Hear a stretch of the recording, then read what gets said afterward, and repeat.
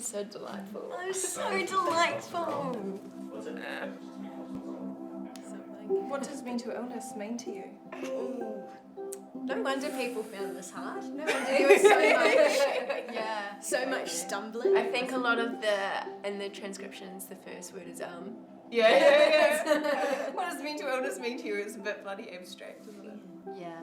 I think mental illness, I think I really learned a lot about mental illness this year through Well and my own experiences. Yeah. And that it can take so many forms, it blows my mind. And that sounds like something really obvious.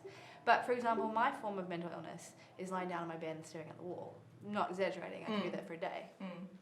Whereas like other people's mental illnesses like manifest in actually doing things.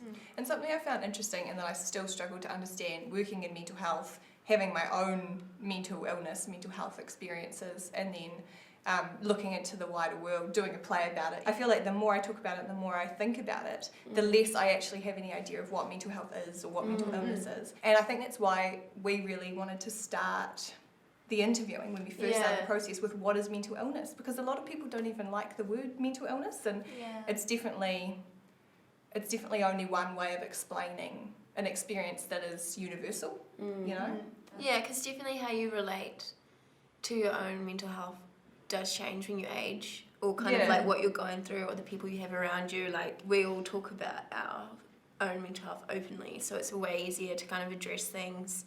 But then there definitely has been periods where I've not been around people who just discuss it, and it has been a lot harder to engage that and kind of like separate it. And be like, that doesn't exist. I find I still go into spaces and feel like I have to just pretend I'm okay all the time. Whereas like living with you guys, for instance, I don't.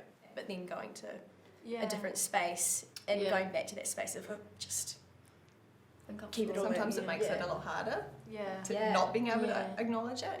It's interesting, because sometimes I find fake it till you make it kind of works for me. Yeah. And sometimes it doesn't, you know? I think it's really awesome to have a range of experiences that we were lucky enough to hear about and then put in the show and be able to share and hopefully give truth to, you know.